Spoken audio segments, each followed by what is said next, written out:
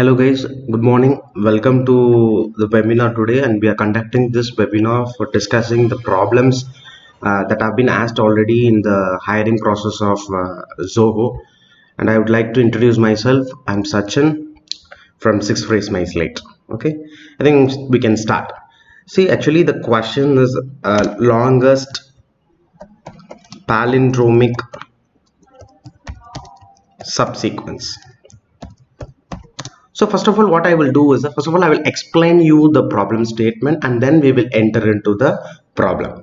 Longest palindromic subsequence. First of all, we already know what is palindrome. Palindrome means when we take a sequence and the mirror image of the sequence. What is the mirror image of the sequence? If we reverse it, then also both these sequences has to be same. For example, if it is 121 and when you reverse it back again you get 120 with 1, then this is called as palindrome.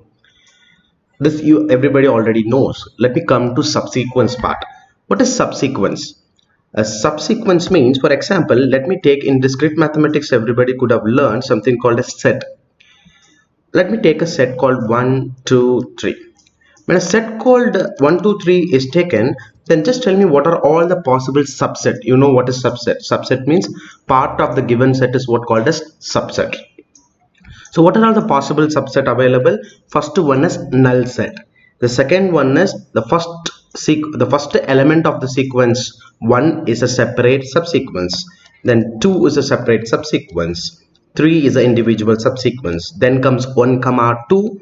Then comes 1 comma 3. Then comes 2 comma 3. And then comes 1 comma 2 comma 3. The entire set is itself one of the subset.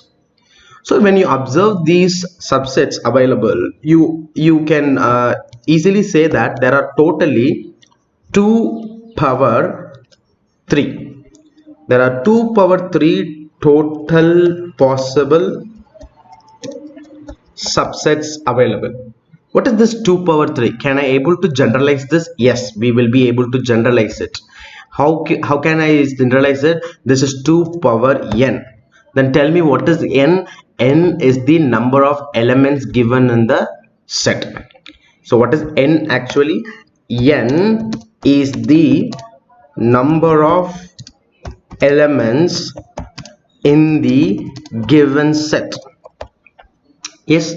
So now whatever I am explaining you about subset is what subsequence is about. Okay, subset is what subsequence.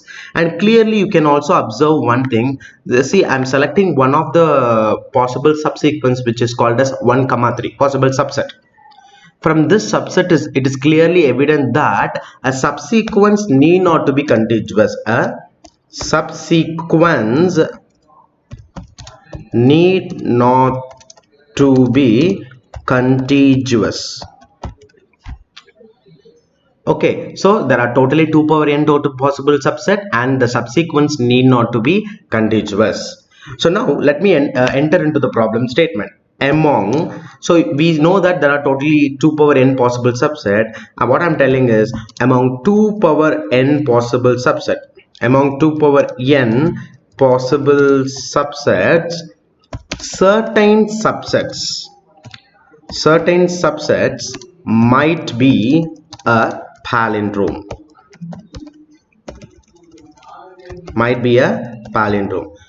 There are totally 2 power n possible subset. Among 2 power n possible subsets, certain subsets might be a palindrome. And now these palindrome, see, among 2 power n possible subset, certain subsets might be a palindrome, and these palindromes are called as palindromic subsequence. Okay, so among 2 power n possible subsets, certain subsets might be a palindrome, and these palindromes are called as palindromic subsequence. And you cannot assure that only one possible palindromic subsequence will be there. There might be many palindromic subsequence. So there might be many palindromic subsequences available,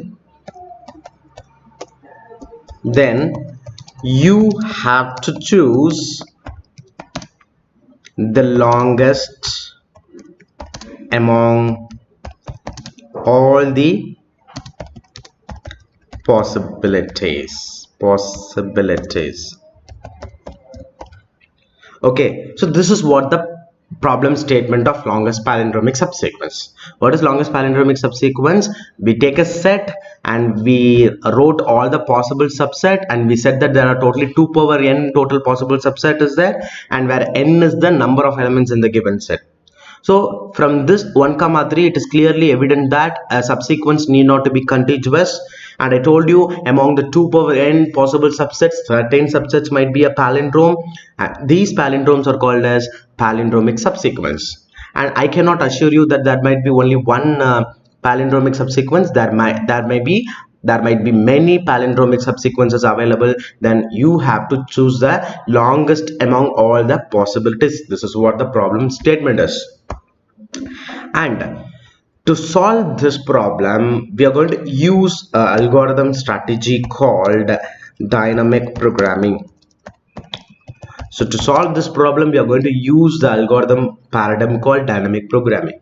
So before you enter into dynamic programming, we should first of all know for which kind of problems we will be using the strategy called dynamic programming.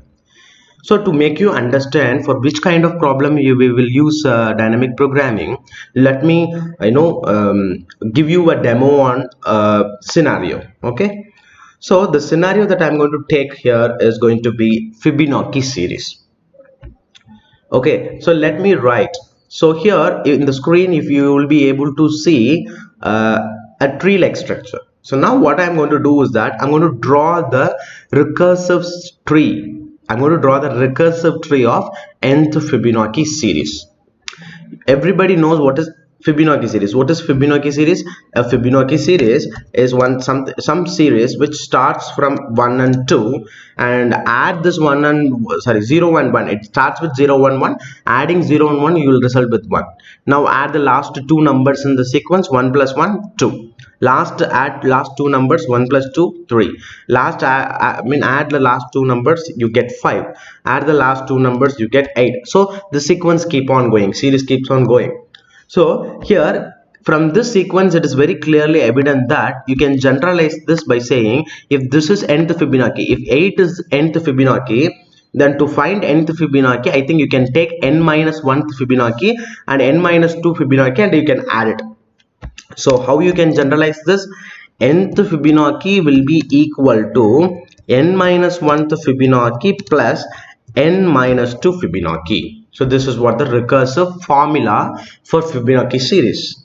And now let me just go here to the tree structure. For example, let me consider that I'm going to find F5. I'm going to find F5, which means 5th Fibonacci number.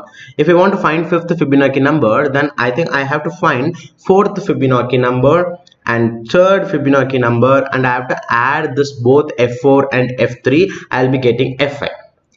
And now in order to find F4, I need to find 3rd Fibonacci number and 2nd Fibonacci number, and I need to add these two answers.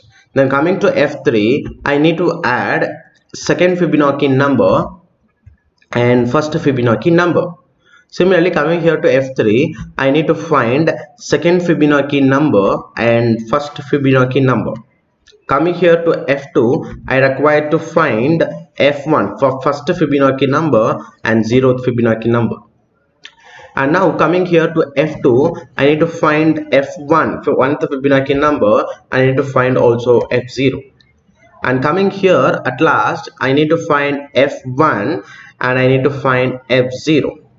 And I'm stopping all this process once I reach F1 or F0. The reason is clearly I said that we are going to start the series from 0 to 1, which is a constant one. So F0 is 0, F1 is 1 always, which is not going to change. So I'm going to take the base criteria. The base criteria is going to be F0 is equal to 0 and F1 is equal to 1. So I'm stopping my recursive tree once I get to F0 or F1. And this is a recursive structure of nth Fibonacci series. And this is little bit a different recursive structure. The reason is that this is called as excessive recursion. Why this is called as excessive recursion means, see, the Fibonacci series tree, okay, the Fibonacci series recursive tree is called as excessive recursion. Why this is called as excessive recursion? Because it is called as excessive recursion because for the same parameter, for example, for 3, the Fibonacci series function is called for not one time, it is called for 2 times. F3 is coming here also, F3 is coming here also. Now if you take F2 is called for 1, 2, 3, 3 times it is called. Coming to F1 is called for 1, 2, 3, 4 and 5 times it is called. Coming to F0, 1, 2, 3 times it is called. For the same parameter, for same argument value, if the function is called more than once, then this is called as excessive recursion. I think it is a waste of time. Once you found F3, I think you can use that F3 again. You need not to again call F3 again. So you are doing the same process again and again unwantedly, which will result you in extra time. So first of all, let me prove what is the time complexity of this tree. What is the time complexity of this tree? How to find the time complexity of a recursive tree? There is a technique called recurrence relation. So let me show you the time complexity that your Fibonacci series is going to take. And first of all, I need to solve the time complexity by using recurrence relation. I need to solve it by using recurrence relation. So one thing, before starting my recurrence relation, let me know whether everybody understood whatever so far I have taught you. So use the comment section and just give me a text regarding whether do you get all the concept, or is there any doubt regarding the concept that I have handled you so far. You can go ahead and can clear your doubts in the comment section, please.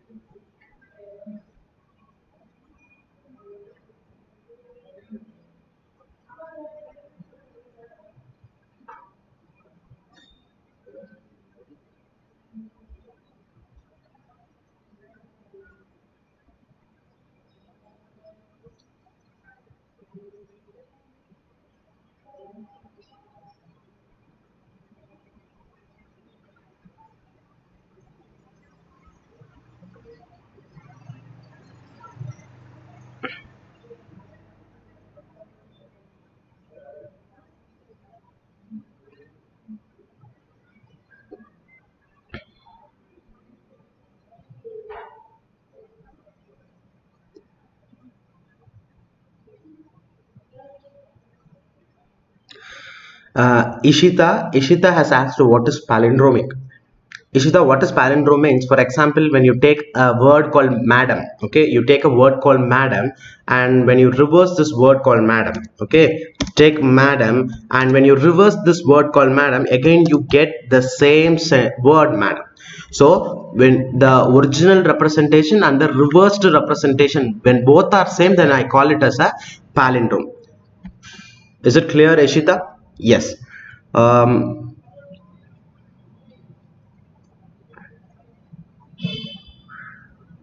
Saravanan, you are asking me to explain the stack related program that we will be doing in the further webinar sessions. We'll be definitely doing this exclusively for people who expect stack related program.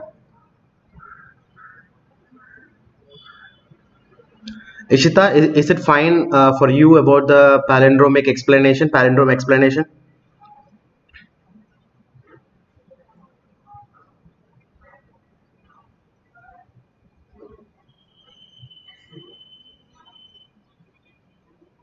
Thank you, Ishita. So I think we can continue from where we left. Yes, shall we continue?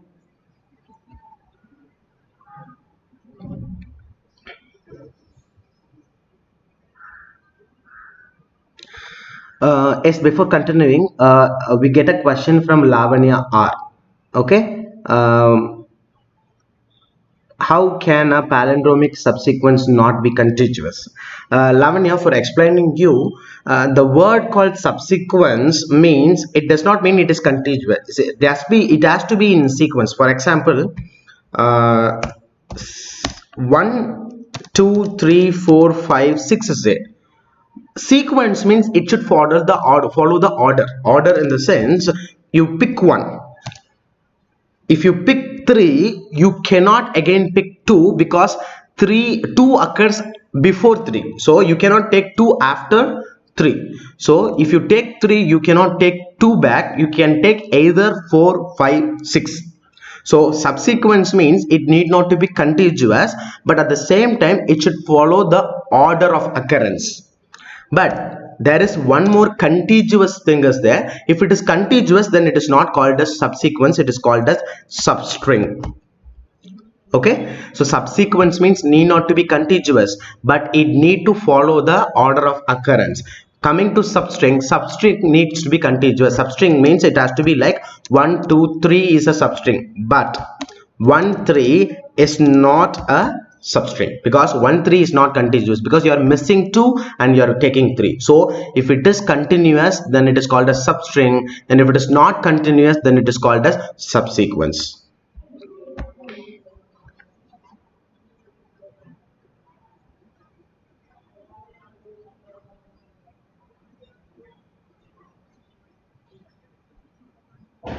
Lavanya, is this okay for you?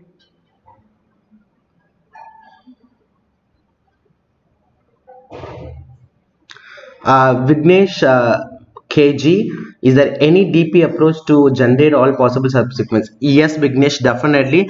Backtracking is there, and using backtracking, we will be able to, generate all possible subsequences using the dynamic programming problem which we are going to see now. I will also explain that also.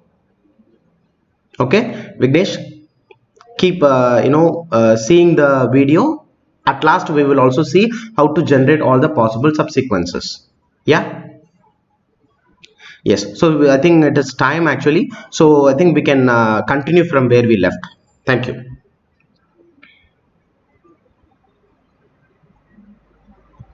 Fine, so let me start from recurrence relation. So recurrence relation, I think everybody could have learned recurrence relation in your discrete mathematics paper, which you could have learned in your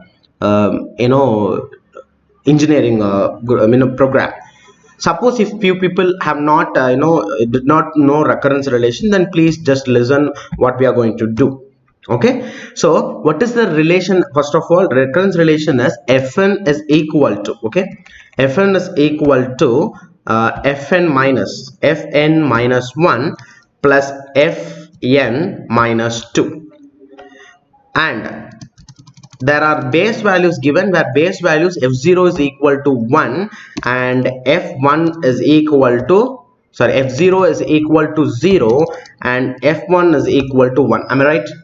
I think this is what we have taken there also, right? So fine. So taking this as a recurrence relation, first of all, what you need to do is that whatever is on the right side, okay, whatever is on the right side of the equation, you have to change it to the left side of the equation. So changing to the left side, fn minus 1 minus fn minus 2 is equal to 0 is the equation that you get. Is it right? Yes.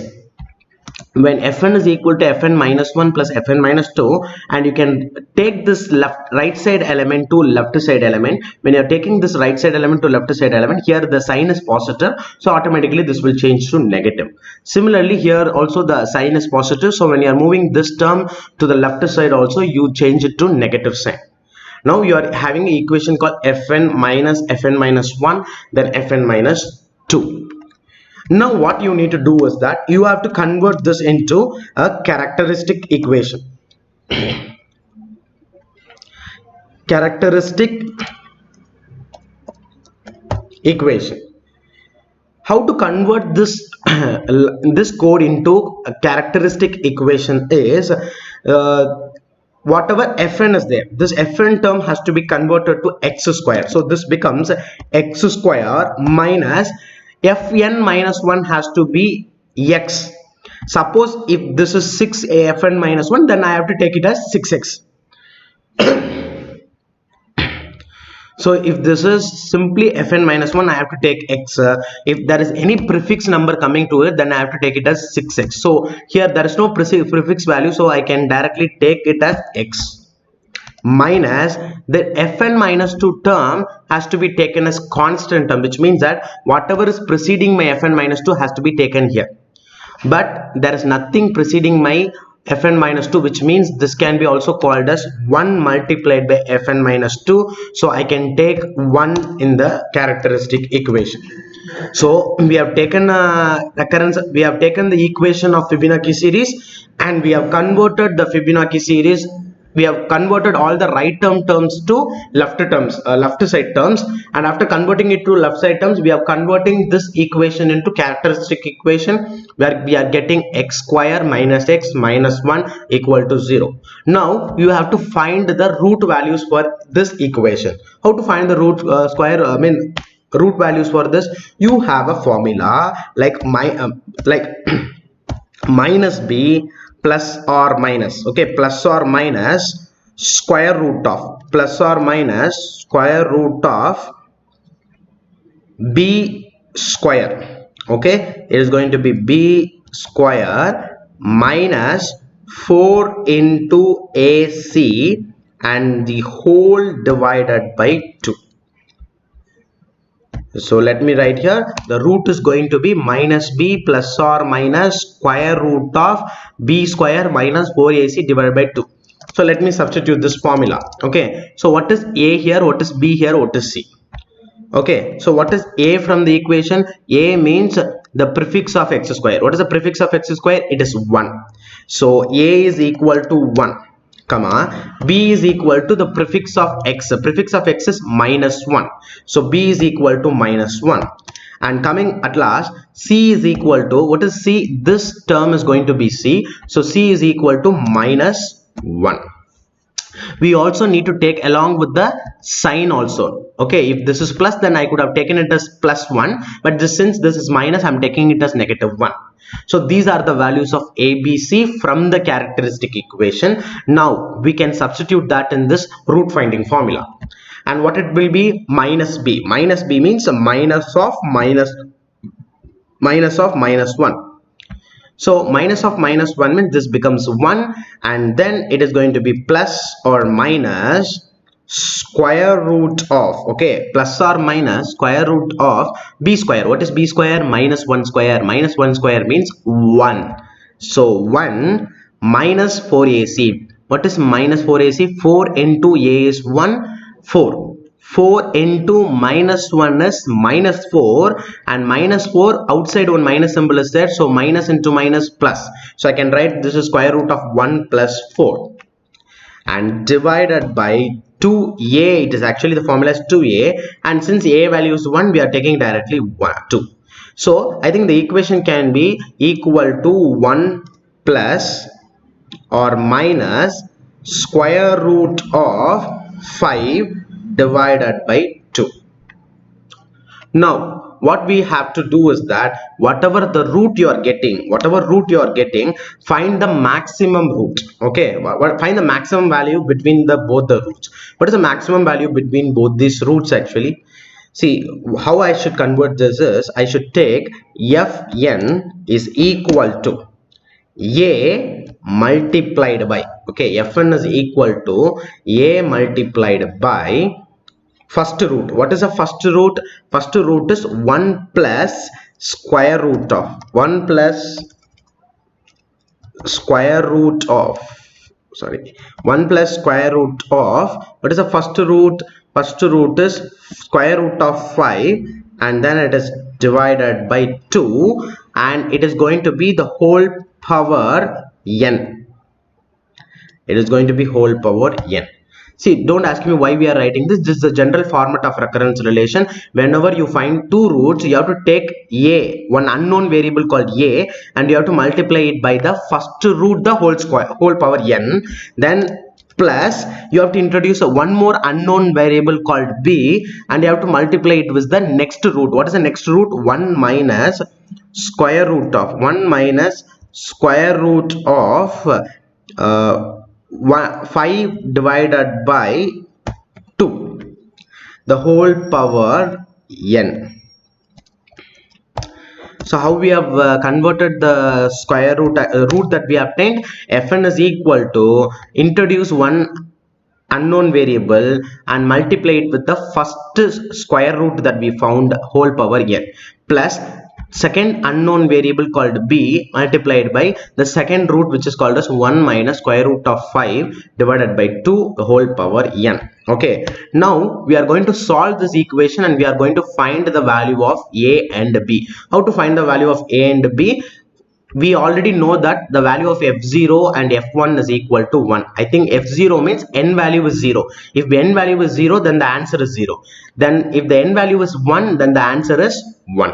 So now let me take first equation and let me take f0 now. F0 means this is going to be 0. N answer is going to be 0, which is equal to a multiplied by, what will be whole power 0? If it is something power 0, will definitely be 1. So 1 a multiplied by 1 plus b multiplied by, what is the present n value? N value is 0. So whole power 0 will become again 1. So b into 1. So from this equation you can say that a plus b is equal to 0, or otherwise we can also say that b is equal to minus a, or otherwise a is equal to minus b. Both ways you can say from the first equation. How I am forming this first equation? I am taking n is equal to 0. For n is equal to 0, already we have the answer. By taking that, we are finding this equation. Then coming to next one, let me take f1 is equal to 1 and let me substitute here 1. Fn value is 1, which is equal to a multiplied by, if the power is 1, then what will be the answer? 1 plus square root of 5 divided by 2. Whole power 1 means it's again the same number. Fine. So plus, then find it b multiplied by, again this is going to be 1 minus square root of 5 divided by 2. Now this is actually equation 1. Okay, this is equation 1 and this is equation 2. And now what I'll be doing is that taking this equation 1 and equation 2, in equation 2,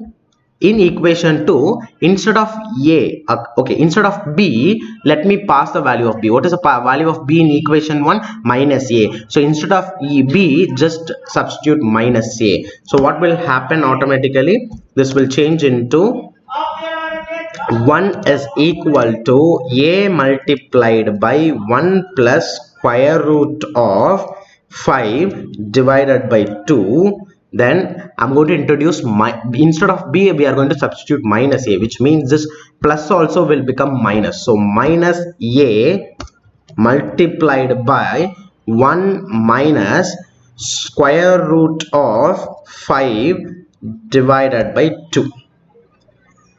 And now what I will be doing is that I will be multiplying this a inside my, I will be multiplying my a inside this bracket. So this will become 1 is equal to a multiplied by 1 divided by 2 plus a multiplied by square root of 5 divided by 2.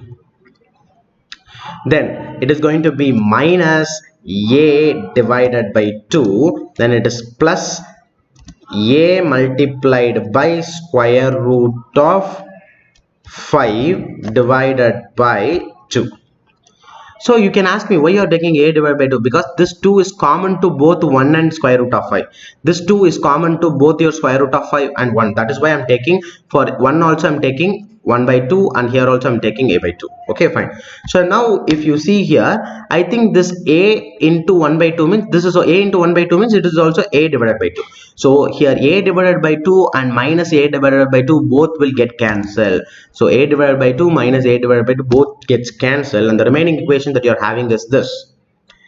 And now what you can do is actually, I think, adding both these things, adding both the same terms, both are same terms. When you add it, what you will get? You will be getting 2 multiplied by a multiplied by square root of 5 divided by 2. So, and what you can say is that 1 is equal to 2 multiplied by a multiplied by square root of 5 and divided by 2 is the answer. Now what I have to find is, to find the answer of a, to find the answer of a, I need to keep this a here itself and I have to convert the remaining part there. So if you see this 2 and this division by 2, I think I can cancel both this thing.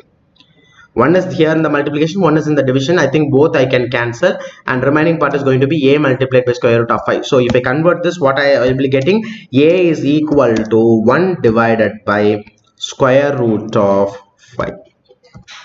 A is equal to 1 divided by square root of 5. So once you get the value of a, now see here you are taking b is equal to minus a. So if a is equal to 1 divided by square root of 5, then b has to be, b has to be minus 1 divided by square root of 5.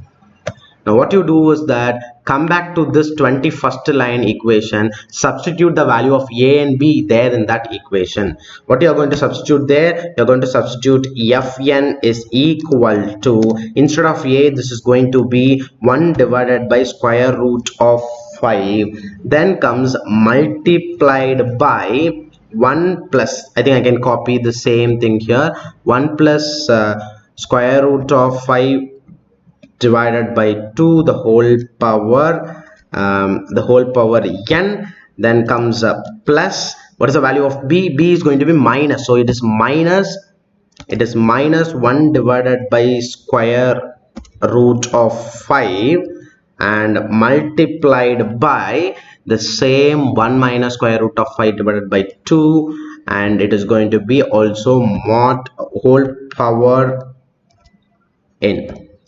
So this is the answer for the recurrence relation, and to find the time complexity from this, recurrence relation, what you need to do is that you need to take the largest term. What is the largest term? What is the largest degree here? This is like a polynomial equation. And what is the highest degree? Highest degree is n, but if you see this base value, this is 1 plus square root of 5 divided by 2, and this is 1 minus square root of 5. So taking 1 plus square root of 5 and 1 minus square root of 5, I think so 1 plus square root of 5 will be the greatest. So ignore all the other terms, and what you write is fn is equal to, only write 1 plus square root of 5 divided by 2 the whole power n. So if you find what is the answer of 1 plus square root of 5 divided by 2, it is around 1.681. So I can write fn is equal to 1 plus square root of 5 divided by 2 is going to be 1.681. Okay, so something. Okay, so now power n. So the time complexity of my Fibonacci series tree is 1.681 the whole power n. This can be approximately called as 2 power n also, but exactly it is perfectly, I can say this is 1.681 whole power n is the time complexity of the Fibonacci series. And okay, so now let me stop this session. Let me stop this session, and let me ask in the comment section whether do you get this recurrence relation or not. If any doubt is there, let me show you this window, just what you do is you just tell me the line number where you have the doubt, and I will explain you that. You have from 18th line to 30th line, from 18 to 38 you have 30th line. So mention the line number where you have the doubt and I will explain it.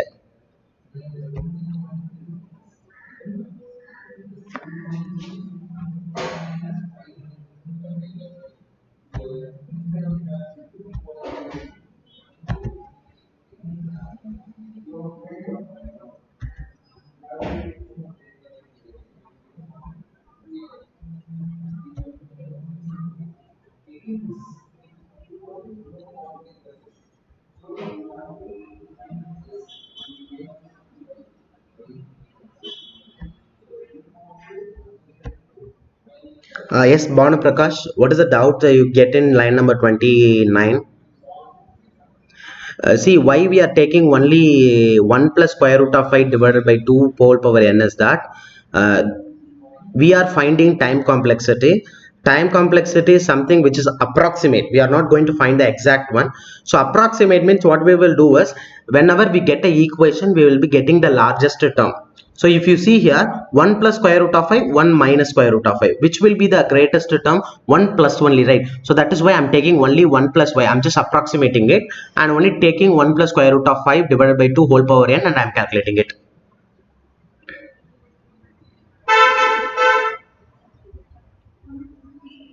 Yes, Puvita, can you get what now I was explaining about line number 29.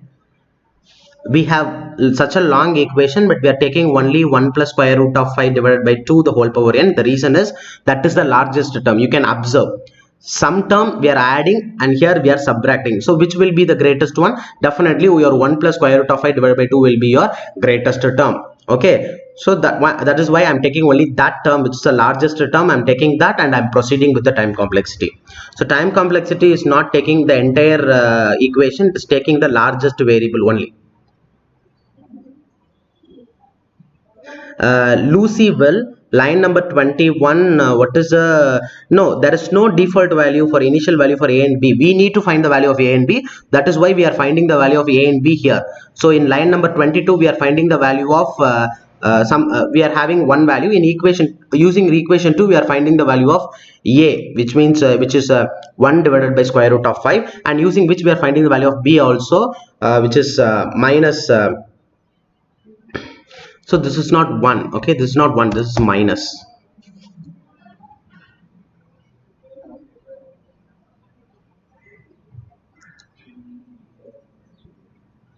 Kirti Vasan, since this is a live webinar, we will not be able to do it again. I think you can go back to the video. This video will be saved forever, so you can go back to the video. You can again play it back and you can just continue from 21 line and you can see it once again.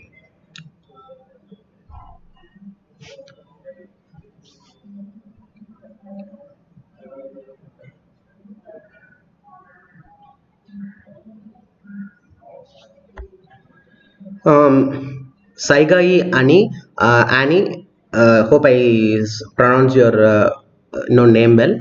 In line number 16, you said that we are taking the right hand term to left hand. Then for 1 and 2, it has to be positive. How will it be positive? Here in fn minus 1, this is positive term, you Saigai Annie. And when you're taking this term to the left hand side, when this is positive on the right side, left hand side it has to be negative, right? And here also you have plus f1 minus 2. Then when you're moving this right side part to left side part, this has to be converted to negative sign, not a positive sign. Yes.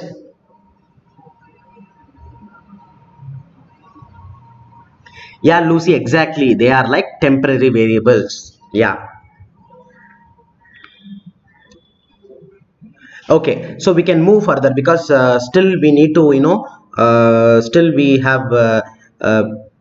we have not entered into the problem called longest palindromic subsequence. We are seeing all the concept, each and every nook and corner of the concept which we require to understand longest palindromic subsequence very well. Okay, so now what I have done is that I have introduced you to recurrence relation. Using recurrence relation, I have found the time complexity of the Fibonacci series table, which is 1.681 the whole power n. Okay, can be approximately also called as 2 power n also. So this is order of 2 power n, means this is very worst kind of solution. Am I right or wrong? This is going to take a very large time. Okay, so since this is going to take a very large amount of time, we need to reduce it. How we are going to reduce this, that I will be explaining you now. Yes, Saigai, we need to consider fn minus 1 as single term. See, fn minus 1, this is C, this is f of n minus 1, f of n minus 1. So guys, everybody keep on looking at the live chat also, because you can also look at the others question and you can also get it better. This is f of n minus 1 and n minus 2. This you will not change. This you will, the sign of this will not be changed. This is a single term. This is a single term. Okay, this is not the minus which is there in the equation. This is a single term. So when you are converting this to the left side, this will not become positive. This will not become positive. Yes, Saigai, Annie, is it clear for you?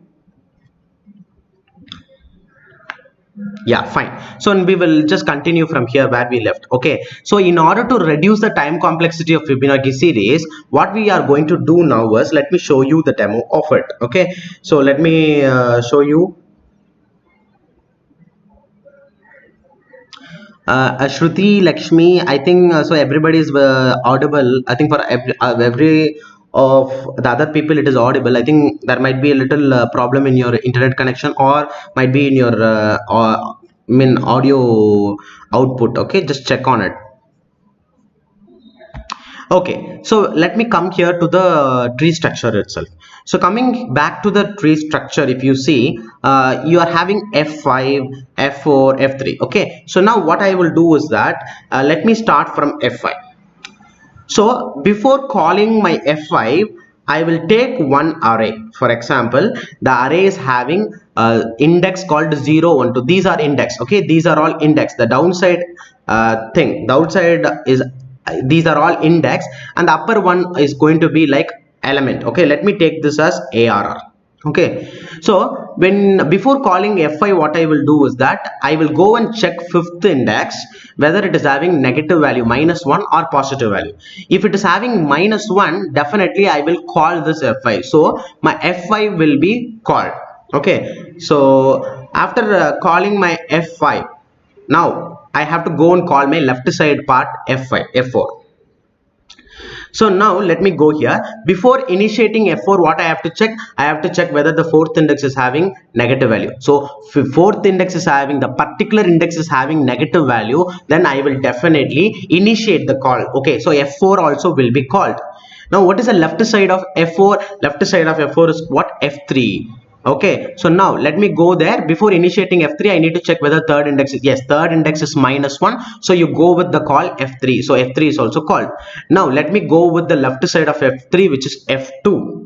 Okay, so now let me take this array, and second index is -1. So definitely I will also go with F2. And finally I will go to the left of F2, which is F1. Yes, F2 or F1 also I will be calling. F1 also I will be calling.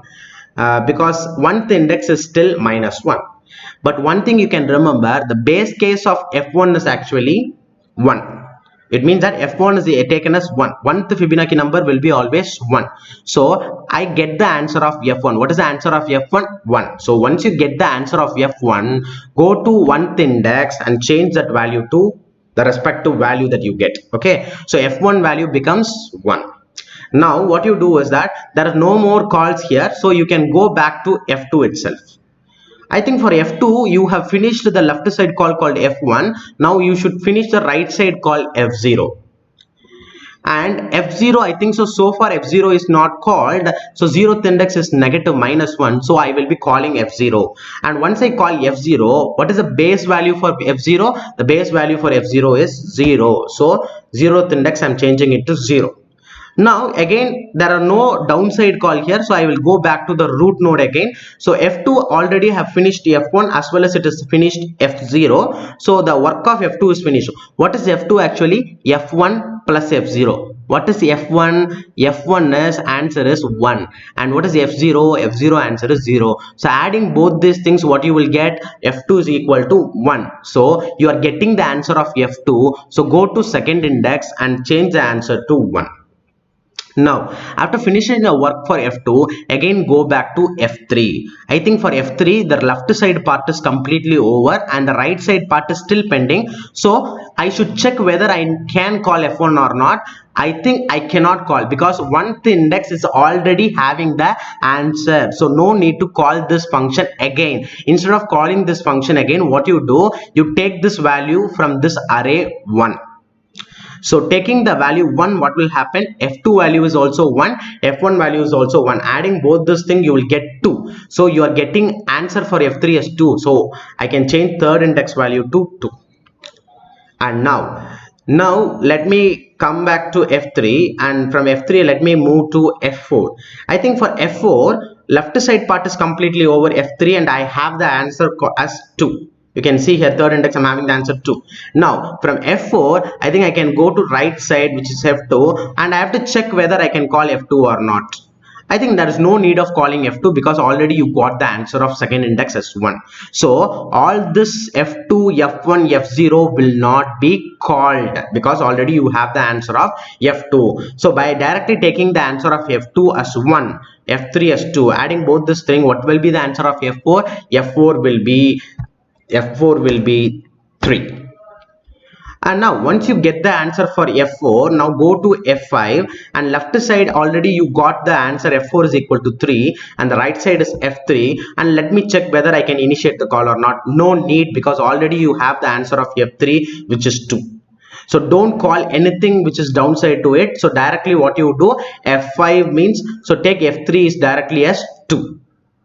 So 2 plus 3, it is going to be 5. So F5 will be stored with a value called 5. So now what are the calls that we have done? I think this call we have done, this call is done, this call was made, this call was made, this call was made, and this call is made. And these calls is made because F1 is not made because already you got the answer of F1. Here F2 is not made because already you got the answer of F2.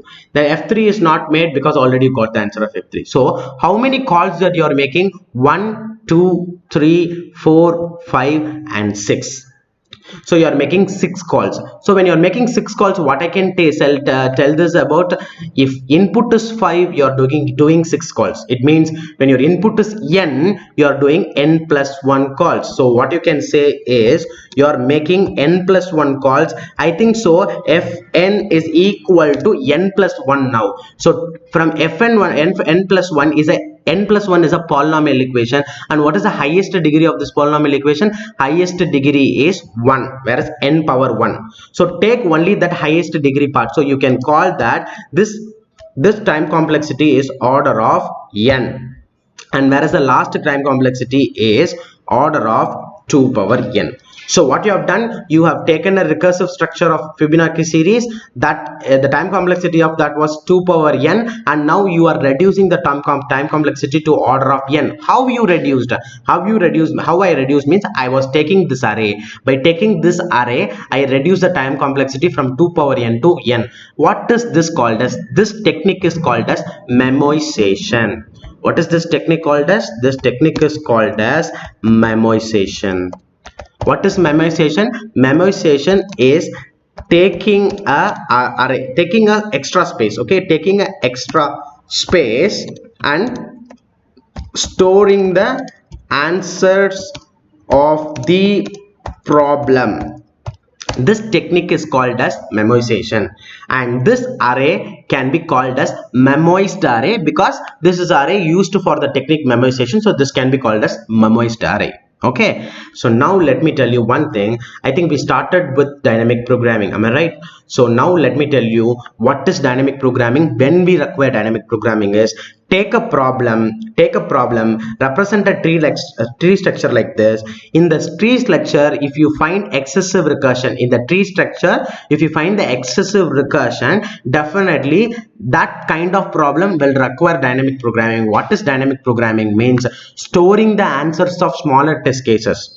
Storing the answers of smaller test cases and finding the answers of the larger test case is called as dynamic programming, which require memoization, because memoization means storing the answer, storing each and every test case answer of the storing the answers of every test case of the problem in a extra space. Array or matrix is what called as memoization. So whenever excessive recursion is taking place, you require memoization. Whenever memoization is coming in, then this entire technique is what called as dynamic programming. Is it clear, guys, what is dynamic programming, when we require dynamic programming? So if you just give your comments, then we can continue.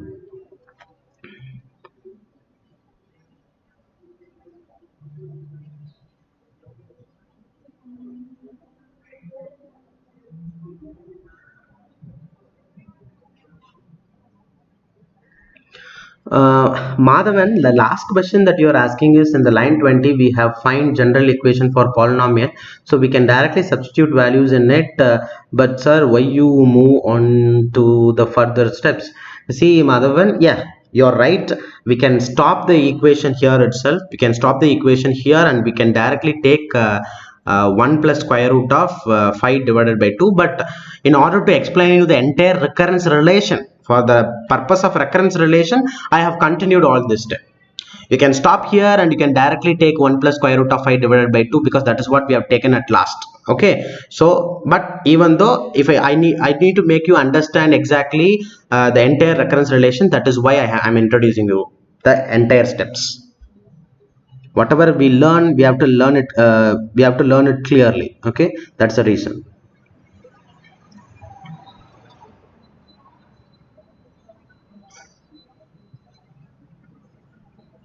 Guys, you can go ahead with your questions if it is anything. If there is no question, then I can continue.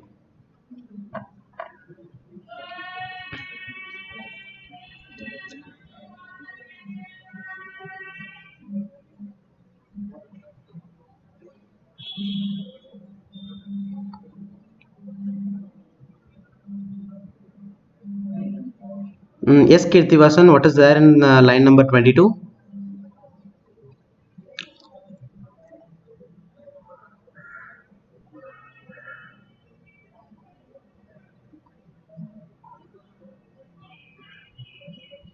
The same memoization, Sangeeta, the same memoization we will also see here in longest palindromic subsequence also, we will see memoization. Okay.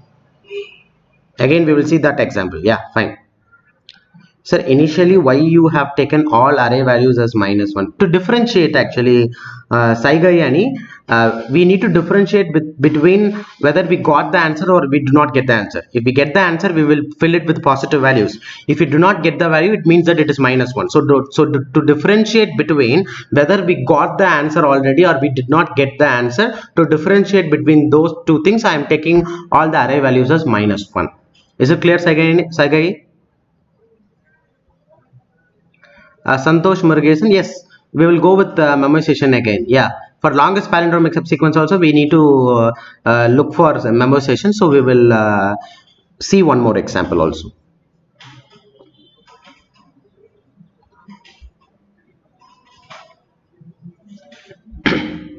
Guys, shall we continue?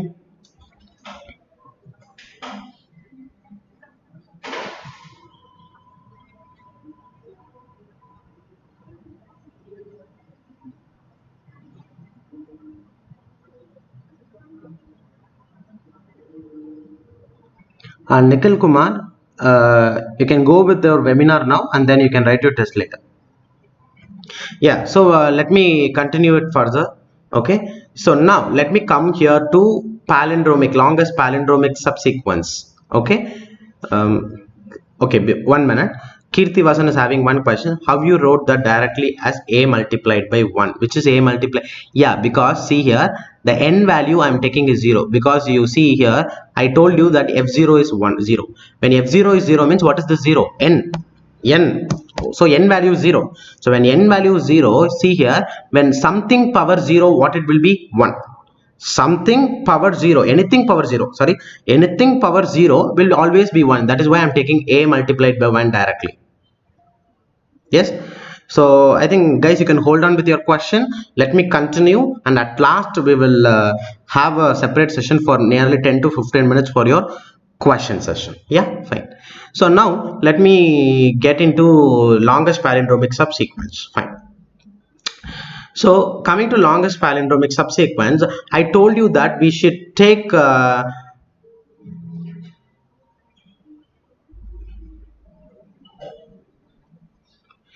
so we will take for example, coming to longest palindromic subsequence. Okay, coming to longest palindromic subsequence. First of all, I told you that for any program, first of all, I need to represent the tree structure, and in the tree structure I need to find whether any excessive recursion is taking place or not. Okay, so let us go to that tree structure itself first of all, and going to the tree structure now. Let us just change this tree structure for the palindromic subsequence. Okay, see, for the palindromic subsequence, the example that we are going to take is the string called BBAB CBCAB. So remember, this is the string that I am going to take. BBAB CBCAB is the string that I am going to take for your for the example. Okay, so now what I will do is let me draw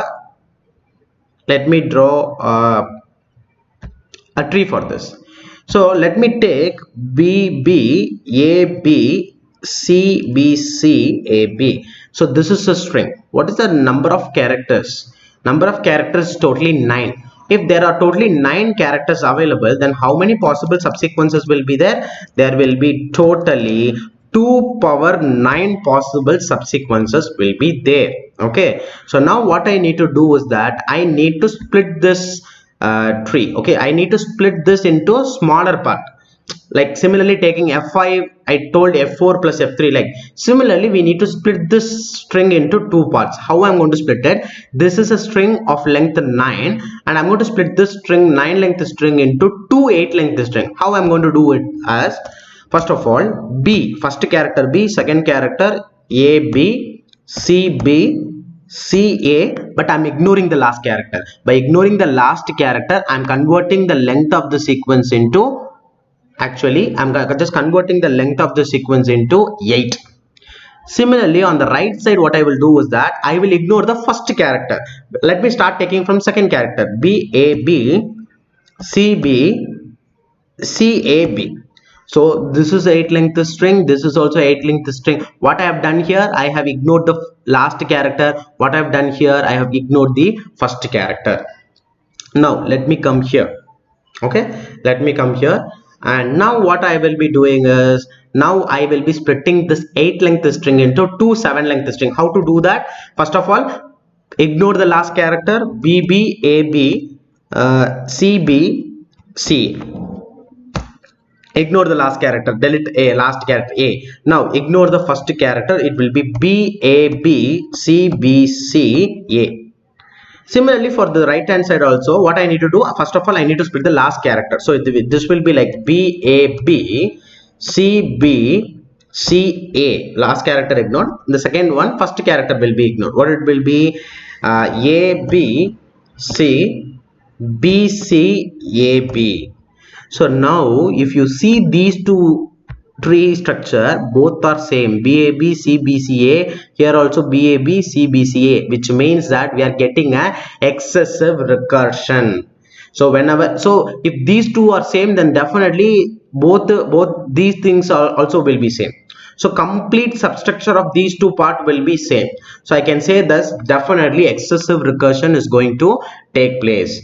So in order to remove this, in order to reduce this excessive recursion, what I need to do? I need to introduce you to memoization. So in the previous Fibonacci series case, what we did is that we took a single dimension array. We took a single dimensional array to do the memoization concept. But now what we are going to do is we are going to take a 2-dimension matrix. So we can see here with the matrix. So now we are going to take matrix and we are going to do the memoization technique. Okay. So before starting the process, let me tell you one thing. See, coming to the Fibonacci series also, what you did is that first of all you had a base case like F0 and F1, and you pass the value of F0 and F1, automatically this tree is calculating all the parent node answer and it came up to the root node. Similarly, what will be the root node? What will be the child node of this tree? What will be the child node? See here, you have 9 length string, one 9 length string, then you have 2 8 length string, and now you have 4 7 length string, and this will keep on going. And let me write that structure here. First of all, you had a 9 length string. Okay, 9 length string you had. How many 9 length string? Only one 9 length string you had. Okay, then how many then what happened? How many 8 length string you had? I had totally 2 8 length string. Then how many 7 length string I'm having? I'm having 4 7 length string. So it keeps on increasing in the power of 2. So the next one is going to be there are how many 6 length string available? Definitely 8 6 length string will be available. How many 5 length string will be available? There will be totally 16 5 length string will be available. Then how many 4 length string will be available? Totally 32 4 length string will be available. Then how many 3 length string will be available? Totally 64 3 length string will be available. How many 2 length string available? Totally 128 2 length string will be available. And how many 1 length string is going to be available? There will be totally 256 1 length string which will be available.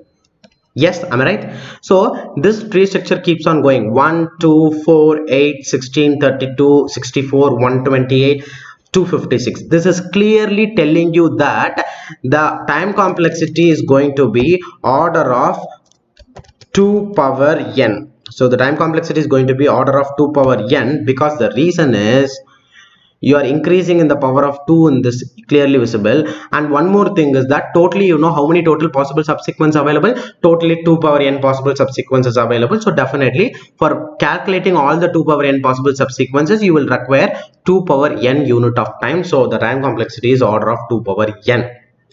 But one more thing is that using memoization technique, we are going to reduce this time complexity to a reduced time complexity that we will see later. Okay, so now this is what the structure. So what we can do is that first of all, I think I can take 1 length string answer as the base case. I told you for Fibonacci series we have base case. For every dynamic programming problem we need to have some base case. What is going to be the base case? That we will see first of all. For example, let me take that. You told me something like if 1 comma 2 comma 3 is there, then 1 is separately a subset. Am I right or not? 1 is separately a subset, 2 is separately a subset, and 3 is separately a subset. So what I can tell you is if BB ABC BC AB is a string, then B is a separate string subsequence, then B is a separate subsequence, A is a separate subsequence. Okay, then B is a separate subsequence, then C is a separate subsequence, B is a separate subsequence, C is a separate subsequence, A is a separate subsequence, and B is also a separate subsequence. So you have how many 1 length string available? Only 9 1 length string is available. But here in the recursive tree, how many 1 length string is there? 256. So you can able to understand how many excessive recursion could have taken place. So now by taking, what will be the answer of each and every subsequence? So I think B is a character which is a subsequence of the given string, as well as this is also a palindrome. Definitely always a single length character will always be a palindrome, because when you reverse B, it will again be B. So this is going to be, everything is going to be individually a palindrome. So when a subsequence is a palindrome, I told that it is a palindromic subsequence. And what is the length of this palindromic sequence? 1. This is what the base case.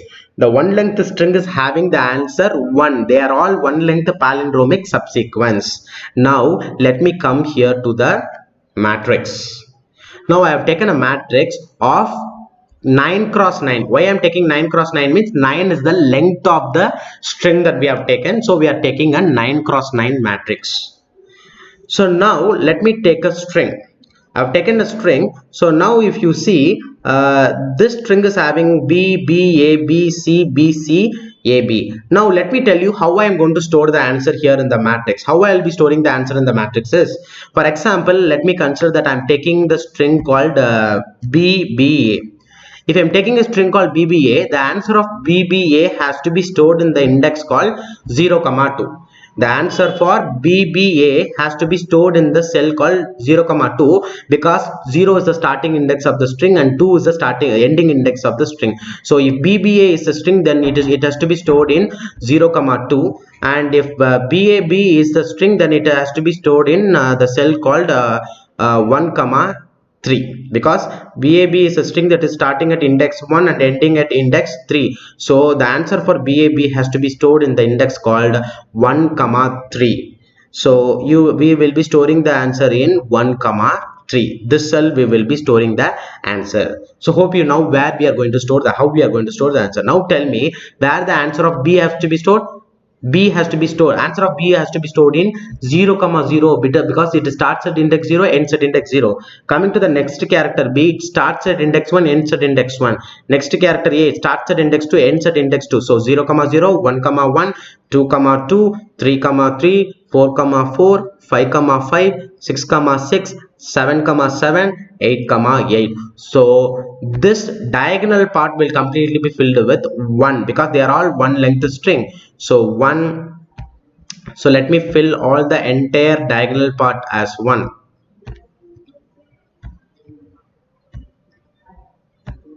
Fine. So now what I will do is, I think we have finished finding the answer of one length string. Now using the answer of one length string, we are going to find the answer of two length string. This is what dynamic programming, finding the answers of smaller test case, using the answer of smaller test case, finding the answer of the larger test case is what called as dynamic programming. Okay, and this technique is called as memorization, because what we are doing, we are storing the answers of each and every test case, one length string in this matrix, two length string in the matrix. So if the answers of every test case of the problem is stored in a particular space, then the technique is called as memorization. Yes.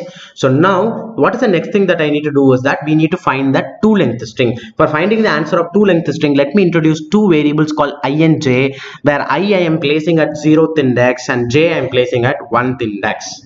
So now I think from I to j there are totally two strings available. So taking these two strings, what I'm doing is I'm taking these two characters B and B and I'm comparing it. I think both these characters are same.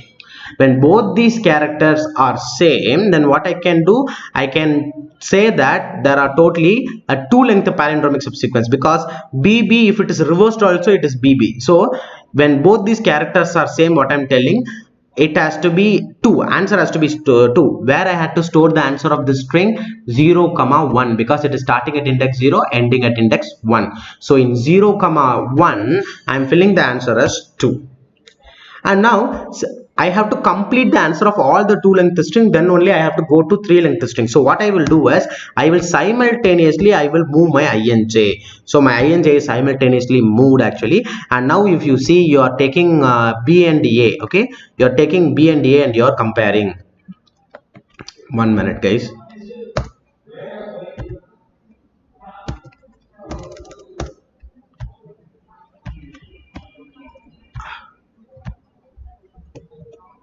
Fine. So now if you see, when you compare your 1th index and jth index element, which is 1th index, 2nd index, they both are different characters. When both these characters are not same, what you need to do, I think you could have taken a tree structure which is having BA, right? Suppose, 1 minute, if BA is the string, okay, if BA is the string and if it is not same, if both I and jth character are not same, just go to your tree structure. Now let me just tell you a small example. If this is BA, for example, let me choose this as a BA, and if BA is there, what will be the child of it? Definitely one phase we will ignore the last character, so this will become B. This will become B. In the other substring we will ignore the first character, so this will become A. So if BA last character and first character is not same, go to the left side or right side, whatever the maximum of these two answers, you find the maximum of these two. Okay, so now see, BA is a string, BA first character last character is not same. When first character not last character is not same, divided into two k minus 1 length string. Consider this a k length string, and you are splitting this into two k minus 1 length string, and find the maximum between these two k minus 1 length string. Okay, so now after finishing the k minus 1, so now you have to take the answer of maximum of these two. Okay, so now let me come here to the matrix here. So since BA is not same, I can either take the answer of B, I can take either the answer of A. What is the answer of B? 1. What is the answer of A? 1. So maximum of both these things, what it will be? 1. So where the answer has to be filled? In 1 comma 2. So in 1 comma 2, what I will do, I will fill the answer as 1. And also I will tell you one thing, when you are taking a k length string. So okay, fine. So now what I can do is, again I can simultaneously move my INJ. So keep on moving my INJ simultaneously. I know very well hereafter no adjacent characters are same. Since no adjacent characters are the same, there is no more two length string which is going to be same. So I can take all the remaining answer 2 comma 3, 3 comma 4, 4 comma 5, 5 comma 6, 6 comma 7, 7 comma 8. All these cells with the answer called 1. Yes. And now what we will be doing is, we are going to start, I think if you keep on moving this, finally where you could have gone is, you could have come here to 7 comma 8. Now once your J reaches the end of the sequence, no more space hereafter to move. So what you will do is, you will take back your I and you will start your process again from 0. You take back your J, but J is not going to start from 1, it is going to start from 2 hereafter, because the reason is we have finished finding the answers of 2 length string. Now it is time for us to find the answers of the 3 length string. Now from 0 to 2, there are totally 3 characters, 3 strings are there. So if you see, what is ith character? B. What is jth character? A. Where the answer has to be filled? Answer has to be filled in 0 comma 2, which is the red color marked cell. You have to store the answer.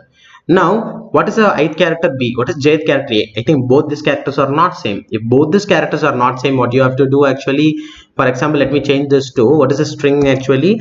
BBA. If you take BBA, how will you split actually? Last character ignored, so this will become BB. Then first character ignored, this will become BA. And you're taking BBA and you're splitting this into two equal part, BB and BA. Now tell me which is having the greatest answer. I think BB is having the greatest answer, so take BB. So what you have to do, if ith character and jth character is not same, split the k length string into two k minus 1 length string and find the answer between these two k minus 1, the length maximum answer. So you can say that easily, that the BB answer is going to be the largest one. What is the BB answer? 2. What is BA answer? 1. So BB answer is 2, so you have to go with 2. And one more trick I will be giving you, where the answer of I have to fill is 0 comma 2, red color mark. Where the answer of BB will be, found at 0 comma 1. So 0 comma 1 means this cell you will be finding the answer.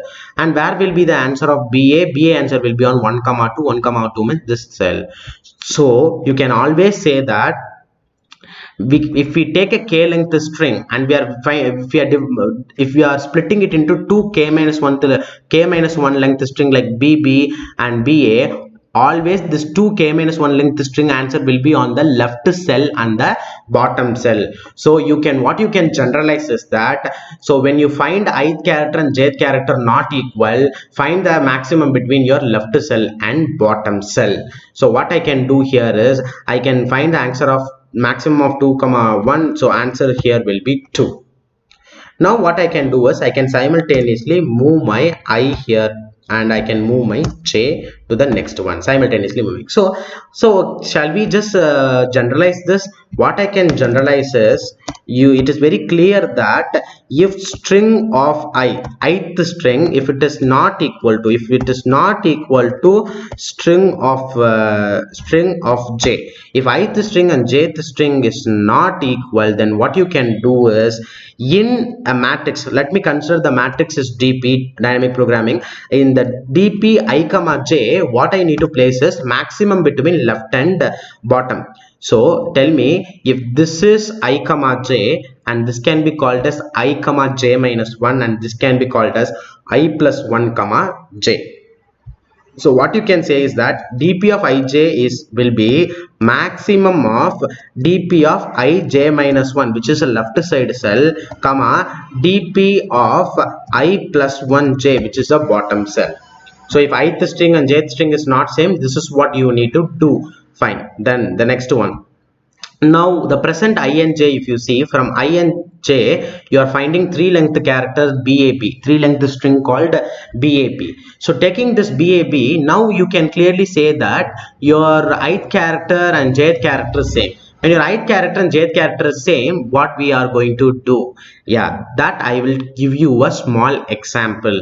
For example, let me consider that I am giving somebody a string called triple A. I think this is a palindrome, right?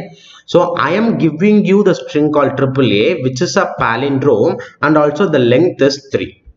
Now what I'm doing is that I'm giving you two characters, and both these characters are same character, and I'm asking you to add one character to the front of the sequence and other character to the end of the sequence. So when you take the same character and add one character to the first side, front side, and add another character to the end side, then automatically the resultant string also will be the palindrome, and the length of the palindrome will increase by 2 because two new characters that you are inserting. So the new palindrome will be of length 5. So the same technique we are going to follow. What technique? You are having B A B. In this BAB, first character, last character is same. So leave these two characters. Take only the center string. I think we already could have found the answer of the center string. So take the answer of the center string and add 2 to it, because two new character at the front side and the end side. So how I'm telling the answer of A is already found, because before finding the answer of 3 length string, definitely 1 length string will be found before itself. So what I can do, if I want to find the answer of BAB, then take the answer of A and add 2 to it. So now I will tell you one more trick. When your ith character and jth character is same, your middle string answer, okay, for example, where you have to fill the answer has to be filled in 1 3, because the string is starting at index 1 ending at index 3. So when it's starting at index 1 ending at index 3, the answer has to be stored in the cell called 1 3, which means this cell.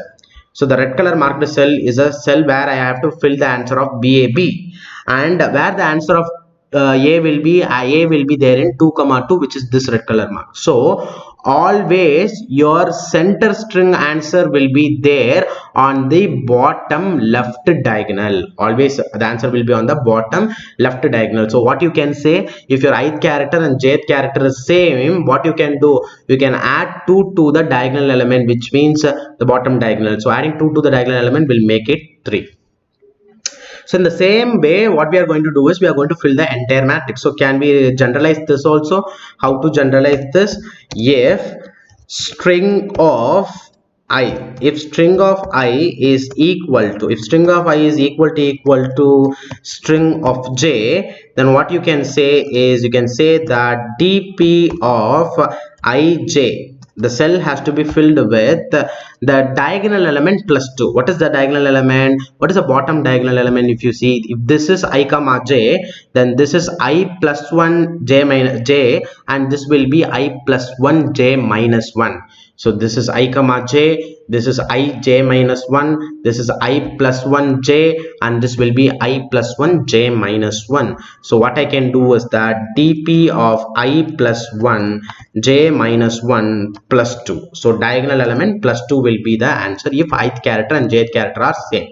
So these are the only two conditions that we are generalizing from the concept that we are seeing. So first of all, what we will do is we will fill the entire matrix. First of all, how to fill the entire matrix? The same concept we are going to follow. So now I will move my I and j simultaneously. Okay, I will be moved here and j will be moved here. So now ith character, jth character not same. When ith character, jth character is not same, what we need to do? Go to 2 4, because string is starting at index 2 ending at index 4. So go to 2 4 and find the maximum between left and bottom. This is what we generalize, that when ith character, jth character is not same, find the maximum between left and bottom. If ith character and jth character are same, add 2 to the bottom left diagonal. So maximum of left and bottom is 1.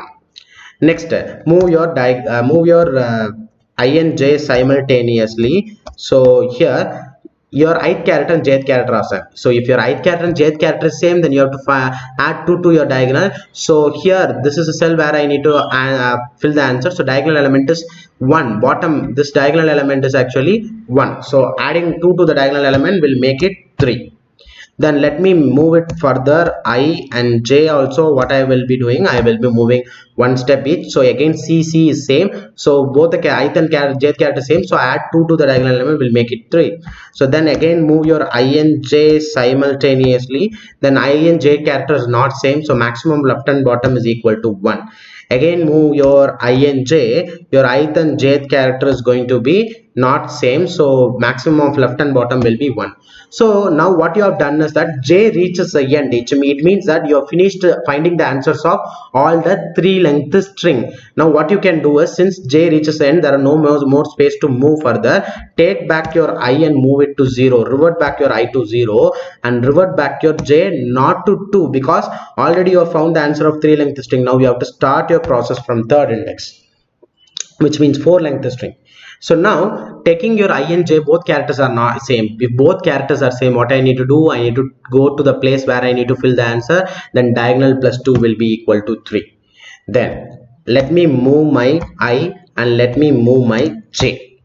And now ith character, jth character not same, so maximum of left and bottom will be 3 and 1. So maximum will be again 3. Okay, so now let me go to the next next process. And guys, 1 minute. Okay, 1 minute, please hold. Sorry for the sorry for the delay. 1 minute, just please adjust.